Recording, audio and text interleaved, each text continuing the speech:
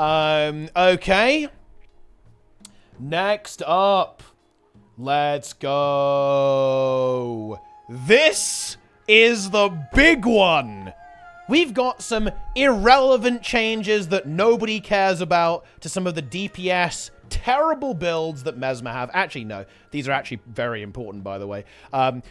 Mesmer has always had this, Mirage in particular has had a really big problem with the axe auto attack on clones. If you interrupt your Mesmer clones by doing, say, you know, a Mirage ambush attack, you actually get nuked on damage, because look how strong the auto attack is, right? It's 2 seconds of bleeding, 2 seconds of torment, then it's 6 of both. What? It's way better. So if you interrupted your clones, your DPS got completely owned. Also, it bugged sometimes as well, so you just got owned no matter what. GG. So ArenaNet decided that they couldn't fix the bug, and they also didn't like the lack of usability there. So now the axe clones always do 3 bleed, 3 seconds of bleed and 3 seconds of torment when used by a clone. That's actually a buff too, because if you think about it, that auto attack chain was 8 seconds of bleed and torment. Now 3 attacks, kind of an auto attack chain, is 9 of both. It's actually just a straight up buff to anything that's using axe clones, right, to deal condition damage. Look, I've got to say this, because I got distracted immediately. I said the changes that are irrelevant trash, but then I got distracted because I felt bad. But I have to say this, right, listen up. If you're watching this right now, heal Mesmers. Bear with me. We have got some absolutely insane changes for heal Mesmer. In fact, heal Mesmer actually might be really good. In fact, heal Mesmer is going to be a good build. What remains to be seen is how good it's going to be. It actually could be incredibly good. It could be really, really strong in the next patch, but it's definitely, it has arrived. Heal Mesmer, confirmed, is arriving next patch, by the way, gamers. It is confirmed at this point. Again, we'll see how busted it is when we actually get there. But anyway, a couple of changes here just to make Axe a little bit better. You'll notice the cooldowns are going down. It's because they're rolling the cooldown reduction from the trait directly into this. Again, they want to make sure that Axe is good, and they want to make sure that the power is in the weapon, not just in the trait. Hence why they're trying to make the clones a little bit more reliable, a little bit stronger. Prestige and Phantasmal Mage. Cooldowns going down a little bit across the board.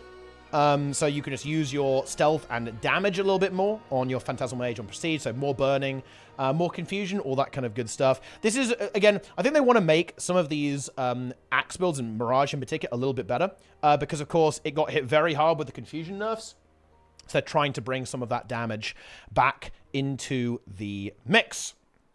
Cool change here as well for staff, and this is actually aimed very particularly, in my opinion, at Alak Mirage.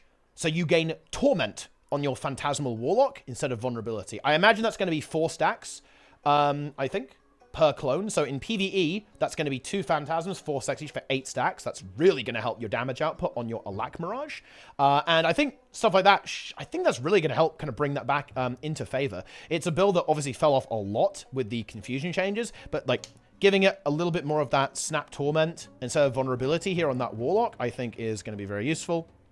Of course, for helping these kind of staff Mirage build come back in. That's going to be a lot of DPS output on this particular weapon skill. We absolutely love to see it. Scepter buffs across the board. This is not super important in PvE, I think, because I'm not going to lie, the weapons are pretty damn good. And this is a weapon that, weirdly enough, you'd actually use a lot of the time on a support build, or maybe some kind of hybrid build, I guess. And you get confusion now on your Scepter, because I think you could use this in, you know, I think it used to play this on Mirage. That's some kind of like very niche Mirage variant in a few situations. But yeah, confusing images also, cooldown goes down as well. But honestly, look, okay, you know, wow, very exciting stuff, guys. Let's actually talk about the actual exciting stuff. It is the Chaos and Inspiration trait lines. They took a hammer to them, but in the good way. Let's go through it. So, minor trait in Chaos. This used to just be a really boring passive proc, but now grant regen to allies after using a heal skill, 10-second ICD. Already, we're off to a good start. Heal Mesmer, weirdly enough, doesn't really have regen access in a particularly good way. Now it has free regen as well, and it was similar for protection. Your protection uptime was very reliant on clones, on the Phantasms landing correctly. Very annoying. Illusionary defense. Instead of giving you damage reduction, good news. Check this out. Now, whenever you use a shatter skill, you give AoE protection. And that, of course, scales on the number of shattered clones. Wow. Really good. Because, of course, if you're playing a heal Mesmer, you're going to be generating a lot of clones with your scepter and with your staff anyway. So, very, very good. Very powerful. Protection's very good. And that's already 2 key boons locked in a minor trait and only a single actual, you know, like main trait, right? Like, you know, big, major trait rather, right? Huge. Chaotic Transference, probably going to be the next pick for your heal Mesmer.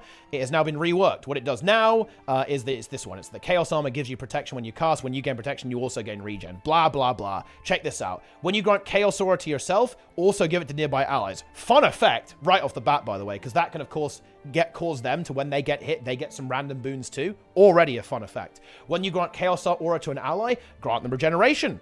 Awesome. So that's regen access. Use your staff, you AoE share your aura, more regen. Love it. Probably going to be high radius as well, very similar to the aura share in Elementalist. Illusionary Membrane. Again, it's so important, by the way, that it's really, really important that to note that minor traits are putting in heavy lifting here. And that's going to be a theme as we go into Inspiration as well. Having really good baked-in power on your weapon skills and on minor traits, super value.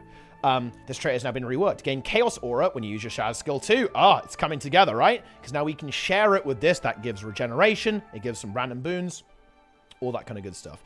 Deal increased condition damage when you have Chaos Aura. So again, that's to kind of make sure that the, you know, there's some options here for the DPS builds to also use the Chaos trait line. So you have Chaos Aura, you do a little bit more damage. And again, probably aimed at that staff build, right? So you can get more damage out of that, so you maintain that as well. And here, here we go. Anyone remember a little build called Chaos CHRONO? Oh yeah! Chaos CHRONO is back. And you know what? I wouldn't say it's better than it was back then, but in some ways it is, in some ways it isn't. It certainly is going to heal a lot more and have a lot more stability and Aegis access, I guess. But here we go. The additional boon based on which shadow skill you use is also now granted to nearby allies. And the distortion grants stability instead of regen. Because yeah, we don't need regen, right? We got all this crap. We got loads of regen here, so it's stability now. This is very tasty. So now the boons are back. AoE Might, Vigor, Fury, and Stability on Distortion, which of course gives Aegis as well because of the Inspiration trait line that we have on these builds. So really, really powerful. And bear in mind, you can use, if you're playing CHRONO, which you probably are on this build, I can actually even see Heal Mirage kind of being a bit of a thing. Yeah, maybe that's a bit copium, but yeah, you're going to be playing CHRONO. You can just spam all of this and reset it instantly in CS. So you can go Continuum Split, press everything, that will share all of it out, reset, boom, you've got it all. So in a way, you don't lose your utility. You still have your key CC skill with your F3, and you have your Distort that you can then use for more stability later on, or for Aegis later on, or for whatever you got to do. So in general, really, really interesting. And of course, has that flexibility of Mesmer baked into it. This is very good. Very high uptimes of all this stuff. You can cap out on boon duration, no problem. And you can see it come together. We've got regen sorted. We've got prot sorted. We're going to have might uptime, especially with the shield weapon as well. And well of action if you really need it. Shouldn't need it most of the time, honestly. You can be more flexible. But yeah, might, vigor, fury, stability, Aegis. We're getting there. Bear in mind, Mesmer has amazing utility skills too. You have access to more stability with the mantra concentration. You have precog well as well. Let's go. Right? We're getting there. Now you can see we're really getting somewhere. And now I think it's time to talk about inspiration. Yeah, we basically did all of the chaos stuff. Let's do inspiration. So let's cut to the chase actually. Illusionary inspiration. This is whenever you summon a clone, you do an AoE heal. That's a minor trait now. Oh yeah, you do not have to trade off anything for this. You just get this baked in, and you get a healing modifier, which has been woefully lacking actually in Necromancer. Just, you know, you kind of haven't had that, right? It hasn't been a thing. Now you have it. That's a big deal because of how strong heal modifiers are in increasing your output. And you absolutely have that now with Illusionary Inspiration, and you have it baseline. This really frees up your trait choices. Of course, in terms of the Grandmaster, and it looks like, look at this, Restorative Illusions is moving to Grandmaster, replacing Illusionary Inspiration. The healing and condition removal now also affects nearby allies. Oh, yeah! And I actually need to mention this, by the way. This is very important. A lot of these changes are actually not just aimed at PvE. This is also, all of this, including Chaos, this is also World versus World. 2. They want to push a support world versus world build, and you can really see that. The stability, the condition cleanse, the AoE healing, right? The AoE boon access, right? The AoE Aegis. Like, this is the kind of thing that really delivers value, and they want to make, they're trying to make CHRONO into a proper build. And to be honest, I think they've done it. Like, this is it. Like, CHRONO has always been this kind of weird, like, Swiss Army knife in World versus World, and it will still be a little bit weird because, you know, you've got to kind of generate clones, which is always a little bit awkward, but, you know, you can just shatter them instantly, I guess. I don't know. It's still going to be a little bit wonky in World vs. World, but definitely, if you're a World vs. World player, this obviously feels super good, right? Like, way more boon access. You have a lot more value on this build, rather than just being like, oh, I'm here to cast Focus Pull and Gravwell. I promise I'm useful. And Illusion of Life, of course, right? All that kind of good stuff with this. So yeah, you now have loads of good AoE healing here. It does actually compete with the Signet trait, which means that you're going to have to trade off more Aegis access on your heal chrono build for more healing. Not the end of the world, though, because you already have Well of Precognition, which should be enough in most situations, I feel like, actually. So you can just go for the extra healing here alongside the minor trait. Weirdly enough, it's the master traits are surprisingly uncompelling now for the chrono. You can have like the focus trait, you can have ego restoration, which honestly is not, I feel like this is not a very impressive trait. It basically says whenever you use a heal skill, you generate a clone. Wow, what a master trait, guys. Holy shit. Maybe it's going to be Temporal Enchanter, right? Because that gives you super speed access when you use a Glamour. And that, of course, can be feedback. That can be, of course, your null field, right? That can then be some like niche utility for PvE. And, of course, amazing in World vs. World, right? In fact, they even, predictively, they actually nerfed the boon removal on Nullfield and Phantasmal Disenchanter. In fact, purely because of this. I think they buffed the Chaos, the support, like the boon output of this build so much, they didn't want to make sure it had, like, amazing boon support and amazing boon removal at the same time. I do actually think ArenaNet need to be a little bit careful with nerfing too much boon removal. I don't want to end up in a bunker meta. I think that's very unlikely right now. I've been playing World vs. World a lot, and oh boy, you definitely blow people up, even with, of course, like, boon removal having been nerfed a little bit. It's definitely a melee meta right now. Like, people are playing pretty heavy melee styles, pretty boon bally, and I think there's definitely some grumbling in the GVG scene about a couple of things, but, you know, they're working on it, they absolutely are, in that regard, and the fun doesn't end there.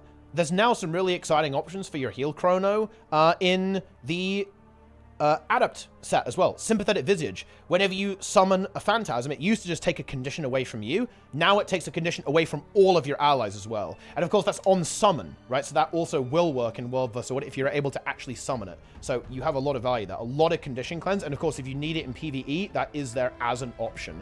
The Adept traits are great, by the way, because you can have more healing with the Mantra trait, and you can have the Revive trait. I think the Revive trait in PvE is actually going to be amazing because feedback is instant cast, and you can double tap it for 10% revival per second. Oh, I like how the music is swelling as we're talking about this new broken build. You can now use that and have even feedback on your bar, which would, of course, synergize with Temporal Enchanter. So you can use it to revive people. You can use it to give super speed and resistance at the same time. Man, this build is juiced. It really is. It can do so much. It's finally going to activate that Mesmer flexibility. Because notice how I haven't really talked about utility skills. Yeah. Because of how this build works, all of your boon application is either on your weapons with your shield and, of course, your staff for some boon application there, and on your traits. It's all on traits in the Chaos trait line and in the Chronomancer trait line.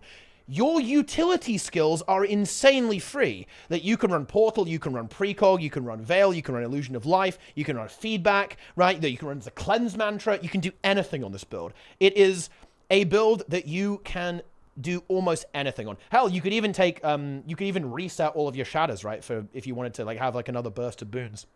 with Signet of Illusions.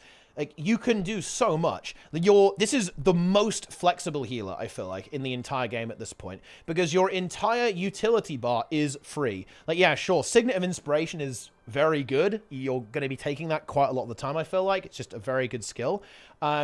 Especially if you don't need that much healing, you can fit in the 5-second extension as opposed to the 3-second extension on that ability. But yeah, incredibly flexible. Heal Chrono is finally here. It is finally here. And yeah, one more thing actually for World versus World. Oh, this is so juicy. And definitely, you'll take this sometimes in PvE for sure. Mental Defense. This is the bit of a weird one. It was like whenever you blocked or evaded, you summon a little clone that does a little taunt. This has now been reworked. Distortion grants resistance and breaks stuns for nearby allies. Boom. AoE stun break. On your Distortion now. Obviously, God level in World versus World. If you're a World versus World fan, this is obviously really good. And there's plenty of situations. I'll just bring up the boring one. In HTCM, this is obviously really good for this build because you can heal yourself, you can heal your team, and of course go ahead and go for the big stun break and resistance, or even just resistance people, right? With this. Very, very good. Very good trait. Definitely more of a World versus World thing or PvP thing. And hell, honestly, I actually didn't even think about this from the PvP angle. Oh man. You know, I need to sit down and think about it more. I honestly, I need to sit down and think about this. Is there any universe where you'd play this in PvP? I feel like the numbers. I'm not sure about that, to be honest, because the numbers on a lot of these traits have been absolutely dumpstered in PvP because of how oppressive stuff like Mirage has been and Chrono. So I feel like the numbers on everything here just suck. So maybe not in PvP just yet, but they're setting the scene for it, right? Yeah, self-decap Chrono. That was it was so funny. I have to tell the story of some context here. There was a PvP tournament, and one player was like, Mesmer was pretty bad at the time, and there was like one guy playing Mesmer, and he was playing like a duelist build, but what the problem is that he could hold the 1v1, he could hold it neutral, right? He wouldn't die in the 1v1 and could very slowly kind of get something done. But here's the problem. Every time he'd use Distort to mitigate damage with the Signet, because you take the Signet Distortion trait in PvP on this, well, you did on this particular build, right? He would use a Signet to get an invuln, right? And it was Signet of Inspiration, right? He would extend his boons on himself, but he'd end up decapping the node, right? So people were memeing because it was like, you know, you have like a decap build that knocks people off the points. This was like self-decap Chrono. It was actually really, it was awe-inspiring, but also sad to watch. Like one guy giga chatting it out, trying to make Chrono work, trying to make Mesmer work, but just decapped himself in the process. A little bit unlucky there. But now it's back. Okay, yeah. Heal Chrono. Stay tuned. Bear in mind, I rated this in my tier list at kind of meme tier. This, in my opinion, I'm going to make a bold prediction, okay? Because you know what? That's fun. Because it's funny either way. Either I'm right and I look like I have a massive brain, or I'm wrong and you guys can make fun of me and it's funny content. I actually think this is going to be... I'd probably put this at an A tier build. There's actually some universe, Nike made this comment, and I actually agree with him. It is possible this could actually be God tier. Maybe not like Omega God tier or Speedrun tier, but in pug groups and in fights where there isn't a lot of damage, as in like very extreme damage, because its weakness is it doesn't have crazy burst healing. Its burst healing is not going to be as good as Druid. Like Druid like slams you with a CA3 and it's like a 10k heal. Chrono can't do that. To be fair, basically nothing can do that. But yeah, it does have some holes in this build. It doesn't have that burst heal capacity really. But this is definitely a build that could be A tier or better. Actually, would be my current look at this. It is very good. In my opinion. I expect to see some play. The radii on the boons are relatively low. I think it's 240 on Bountiful Disillusionment. I'd like to see them address that and push that to 360. I think that's, again, maybe a slight weakness that it has. It's some of its boon radius is mediocre. But overall, yeah, it's arrived. Heal Chrono. They actually did it. This is going to be a thing. This build, at the very least, will exist and be a proper build. At the minimum, this will be a proper build next patch in Guild Wars 2. Awesome. Super cool. I'd love to see them making more support builds, right? Like, that's definitely a sticky part of the meta, so unsticking that is great. Yeah, that is a good point. And bear in mind, this patch, by the way, is November 28th, so it's in about a month from now. It's going to have Rifle at the same time, and I wonder if they would actually do heal Rifle. That would be such an ArenaNet thing to do. If this build gets these trait reworks, and it gets a weapon at the same time, that would be very juicy, to be honest. That would be very, very juicy indeed. Wow. Wow. Absolutely incredible. That's crazy. Yeah, November is the beta. That's in the beta. Also, by the way, big shout out to Lara and Grim for raiding. I really appreciate you all. Thank you very much. I got completely sucked in.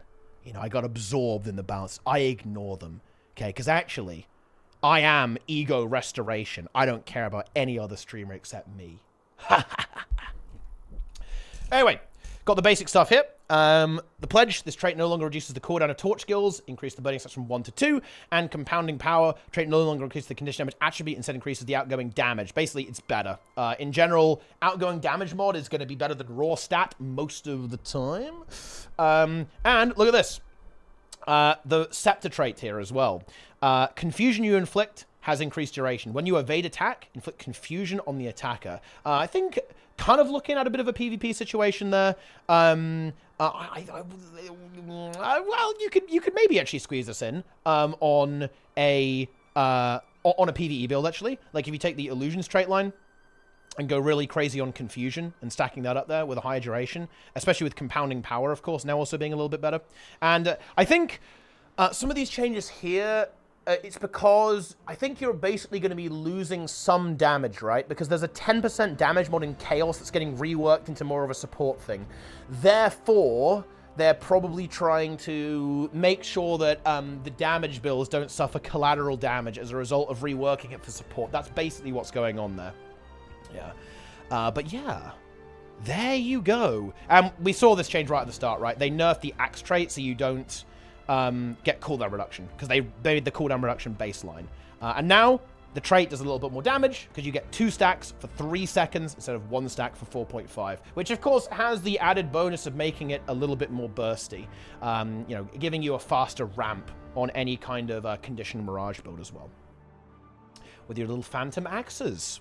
Sand Through Glass. This is a stun break for your Mirage. Kind of a PvP thing. Like, you're probably not going to use this in PvE, but now also removes Immobilize at the same time. Nice bonus, honestly, for something like this. It's like a rollback ability, which is very common for roll abilities to remove Immobilize. Makes it a little bit better. I mean, are you even playing Mirage right now in PvP? Like, everyone's playing like some degenerate chrono build, right? Like, come on. Imagine playing Mirage. Imagine playing Mirage, guys. Even with your 2 dodges, nobody plays it. Okay. All right. We got through Mesmer. Wow, I think I talked a long time about Mesmer, but that's because it is pretty juicy. Okay. Wait, look, we're getting through it, guys. You can see there's a lot of patch notes here. But to be fair, most of it is Ranger pets. More on that later. Let's talk about Necro. Not a crazy amount happening here, actually, in my opinion. Overall. Basically, key elements here, they're nerfing Scourge in PvP, because Scourge kind of made its return with the Alacrity rework. Similar in World vs. World. It's a bit of a menace in World vs. World than more organized play. But yeah, they nerfed it in PvP in particular, because, again, it was causing problems at entry level, which is, again, very important. So they just nerfed the sustain on it, and they also nerfed the damage output on these Scourge builds. Good. I'm of the opinion that I don't really like Scourge existing in PvP, to be honest. I think it's not a very fun spec to play against, and I think it's just not super healthy for the game mode in general, so I'm not going to be super unhappy about it getting nerfed in PvP overall. The other stuff is interesting. Check this out. So, a big thing here that's going on is that they're looking to make core Necro better, I think. And this is a bit of a theme. And this is because of Soto. right? Bear in mind, a lot of players, guys, don't have expansions, right? Sorry, they have only Soto, so no elite specs. And they are trying to make core specs a little bit better. We saw that with Guardian, right? And now I think we're seeing it with Necro here. So life transfer inflicts bleeding when striking an enemy. And we don't know exactly how this is going to work, but bear in mind, that could be 9 stacks of AoE bleeding on life transfer, because it hits 9 times. That is juicy, actually. That is very, very juicy. And we're also seeing some changes to Plague Signet. Cooldown is going down a lot. Only 3 colonies transfer, though. Again, they're reducing it for stun break purposes, right? The cooldown's going down so you can stun break more with this in competitive, essentially. So it makes it more of an appealing choice. Because on Necro, you've been locked into, like, Spectral Walk and Worm for, like, the last 15 years. Longer than the game's been out, right? So they're trying to free that up a little bit. So you might take some other options, like Well of Power or Plague Signet, for example. But here's the juice. Let's talk about the juice. Terror. This is kind of an old favorite, right? Like Necromancer, you play this on Core Necro, of course, and fear people, and you do damage, and it is great. Look at what has happened. It's swapped with Parasitic Contagion. Parasitic Contagion, bit of a meme trait. It's cool lifesteal, but, you know, it wasn't really something that saw a lot of play back then, and it sees even less play now, to be honest. But now, do you know what this means? You can take Terror and Path of Corruption. Quick recap here. Path of Corruption means your 2 skill corrupts boons AoE. 2 boons corrupted. Now you can have Terror and that at the same time on your core Necromancer build. Ooh! That is juicy. And I did think about this a little bit when I read this initially. I think you wouldn't run this on something that isn't core. I was kind of scratching my head over it, and I'm like, Scourge? Not really. Reaper? Not really. To be honest, you typically go, you know, like you want the weakening trap. Maybe you'd run it on a Condi Reaper, actually. You know, yeah, with like you could run the Fear Ring, and you fear people with your, you know, your 3, you got Staff. Yeah, maybe you'd run it on that and get away from Weakening Shroud a little bit, especially because it doesn't corrupt anymore. Right? All that kind of stuff. So there's some potential other builds, but I definitely think they want to bring Core Necro back, especially seeing as life, you know, they're talking about life transfer. Necro is in a bit of a rough spot in PvP right now, especially in PvP. Goodness me. I watched them on the ATs, right? And I was watching, you know, Gornet, of course, one of the best players in the game, and, you know, again, one of the very well-known Necromancer players in Guild Wars 2, and he was like, oh, he's going to play Necro, good luck, buddy, right? And he just got bullied the entire game and did nothing, right? Like, yeah, Necro just can't hack it. It right now is too slow, it is too fat, it can't live into a lot of the classes right now. So I think it does make sense to kind of focus on maybe a slightly tankier spec, like Necro being a bit of a thing that kind of grinds you down, giving it that counter pressure, giving you that push with Terror, because it does more damage now as well. Significant increase to the scaling, actually, by the way. As you can see here, it's about 10% increase to base. Actually, more than that, and similar to the actual scaling. So it's going to hit hard. It's going to hit hard as hell, actually. To be honest, in this particular context. Again, PvP thing, world versus world thing overall. And a couple of just quality of life thingies here as well. Signet of Vampirism a little bit better. Overall, again, they want you to take that. It's kind of a cool skill to use in a lot of gamers, actually, including PvE, actually. I think heal skills on Necro doesn't actually matter that much. I think they're all actually pretty okay. Well of Blood's pretty good to use, even on a DPS Scourge. Same as Vamp Signet, right? Same as the Barrier on Scourge. They're all, like, pretty okay. I wouldn't feel super bad about using any of them, to be perfectly honest. But I do like this one, because it, you know, it does damage, and you can make everyone lifesteal off them to heal your allies up. It's pretty cool stuff. Quality of life with Master of Corruption. You're going to get Vuln instead of getting blinded when you use your heal skill. Yeah, I understand why. This wasn't fun. It was definitely a very feels bad moment. Just blind yourself when you use your heal skill. Feels super bad when you want to try and counter pressure after you heal. Not good. And I was almost surprised about these death magic buffs. Now, I think it's because they want to make death magic again. I think they want to push this a little bit in PvP. However, it is worth noting that Selly Harbinger is a bit of a menace in World vs. World, right? But I mean, again, it's roaming, right? Like, everything's a menace. Like, every build is horrifying in World vs. World for roaming right now. But yeah, like, there's some really good Celestial Harbinger builds that will actually love this, by the way, because you're going to get 300 Condi damage, basically, because you're basically permanently capped on Death's Carapace stacks if you're playing a Condi Harbinger, and you also just get, like, free life force when you enter based on how many stacks you have. That's going to juice you up, allow you to get more output from Harbinger Shroud if you need to, and just maintain that high Shroud amount. Of course, good for Core Necro, right? Because this is basically more sustain on a Core Necromancer if you end up playing with a Death Magic trait line, because this means that you can go ahead and say, oh yeah, I've got my Carapace stacks, and it's going to juice me up. I'm going to get more life force, which then gets converted into health. However, on Core, if I recall correctly, it's probably going to be more like Soul Reaping, Curses, and Blood, to be fair, but who knows? Maybe you end up running Death Magic at some point with this kind of stuff there as well. But yeah, that's kind of most of the stuff here for Necro. A few little things here as well. Elixir of Bliss, cooldown on... This is a condition cleanse elixir. I think this actually might be wrong in the notes. On the stream, they said they are reducing the cooldown of the stun break, but this is not the stun break. The stun break is... Oh, what's it called, actually? I can't remember what it's called. I mean, that tells you how much it gets used. It is actually not a super popular skill. But what is it called? Of Ignorance. Yes, it's Elixir of Ignorance is the stun break, which is... It gives you resistance, right? And then you can also stun break out of it as well. There you go. So we don't actually... Yeah, maybe it's Bliss. That's the condition one. This one, the condition one, cleanse one is actually pretty good on Harbinger, actually, already. It's 5 Condis, and it converts into Life Force, which is kind of nice. But, hey, they might be doing that. Maybe they're doing that one and the stun break. Who the hell knows? And then some stuff to Reaper as well. They wanted to improve the sustain a little bit.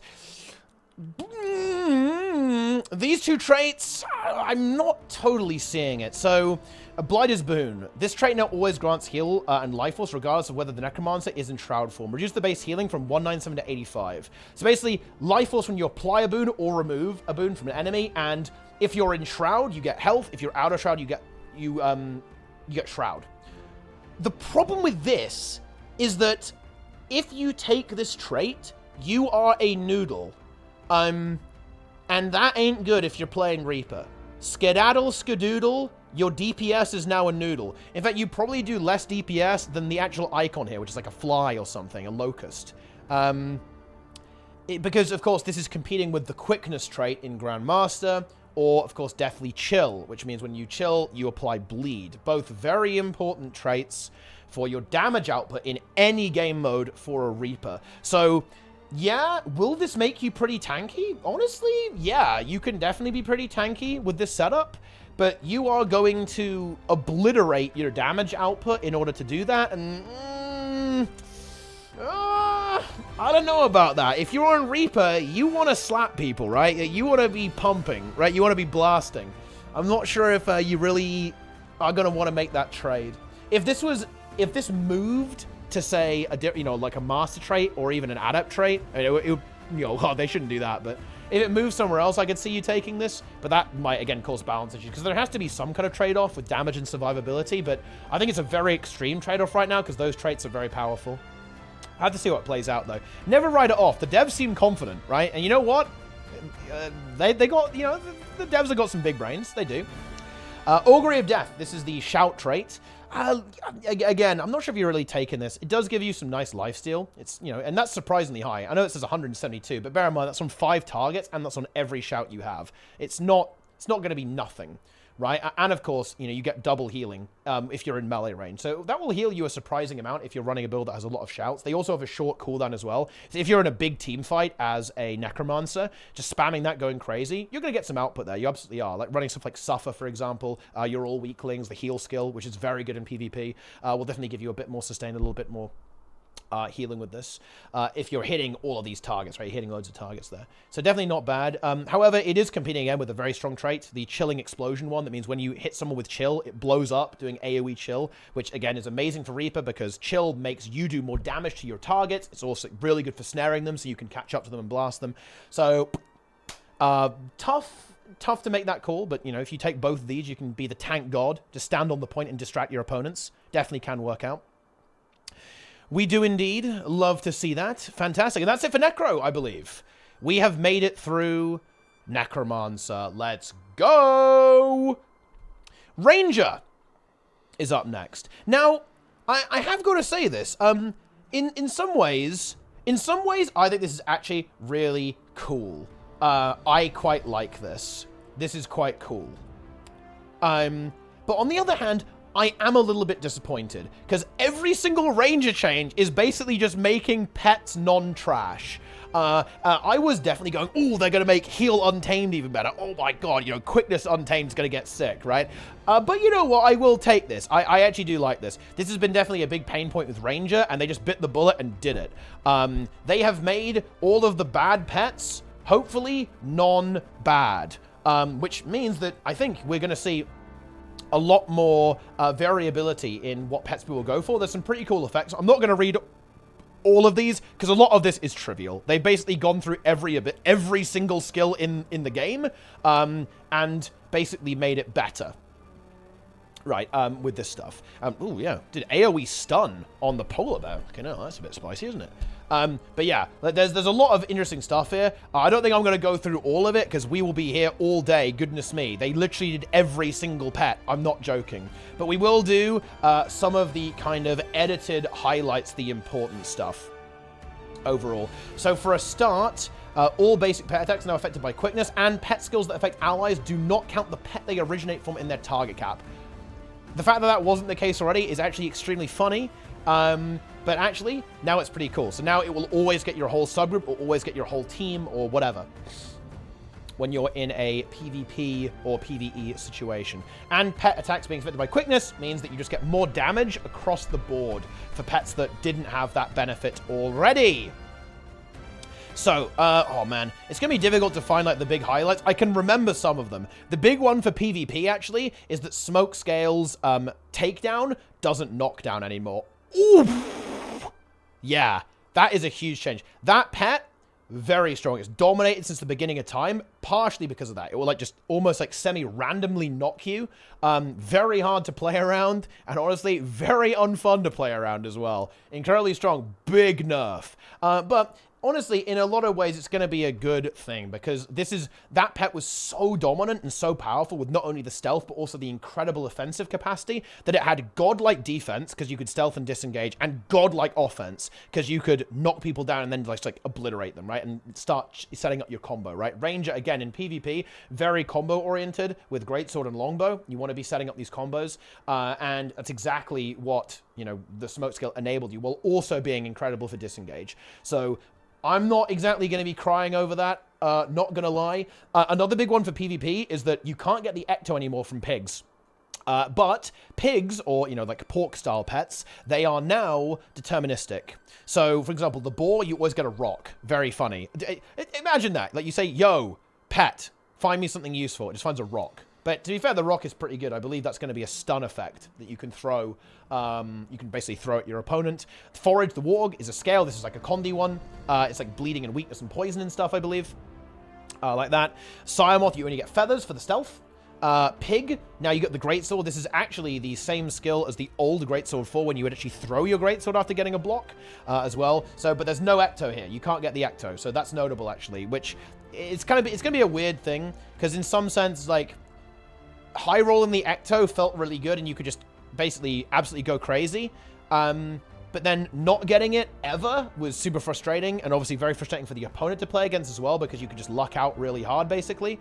But yeah, whatever. Right, some big stuff here. All the pets are doing more damage. Very exciting. Worth noting, the Iboga's damage is actually kind of going back up again a little bit. It's got more power coefficient from 0.2 to 0.45.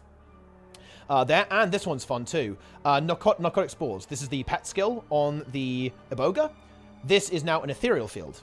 So in other words, what this is doing is it is going to get a bunch of free confusion stacks, right? Like, you have guaranteed confusion stacks, right?